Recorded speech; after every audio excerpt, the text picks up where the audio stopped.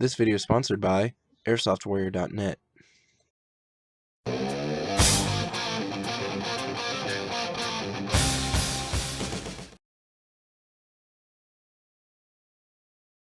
What's up guys, the Chief here.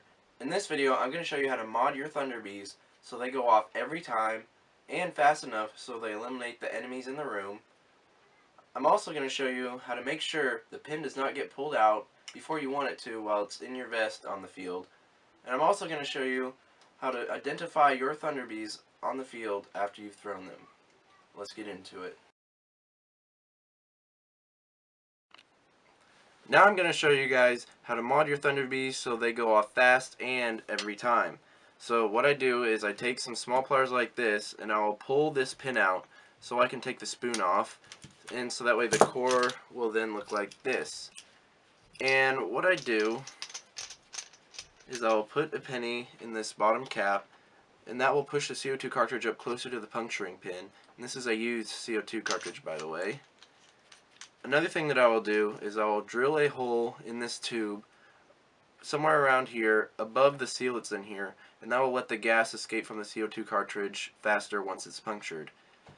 And what taking the spoon off does is when you pull the pin and let it go, you can see how this will stick up, and it'll stick up somewhere probably closer to like this with a fresh CO2 cartridge. And what I will then do is I will then bang it on the wall, and it will push that down in farther, making a bigger hole in the CO2 cartridge, and that lets the gas out faster, allowing it to go off fast and every time. Now let's go test this.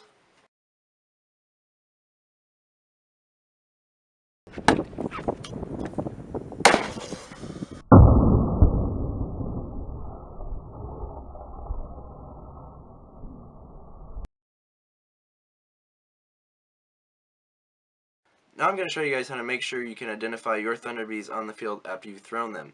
So what you're going to do is take 2 thin strips of duct tape, put one somewhere around here, take another one, put it a little further down, and you're going to want to make sure that the 2 ends do not overlap, or else the shell will not slide over them very easily.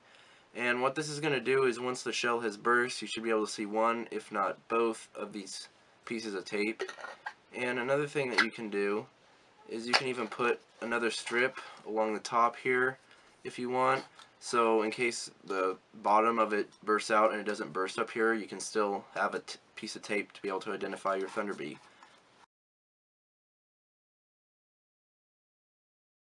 So now I'm going to show you guys how to make sure the pin does not get pulled before you want it to.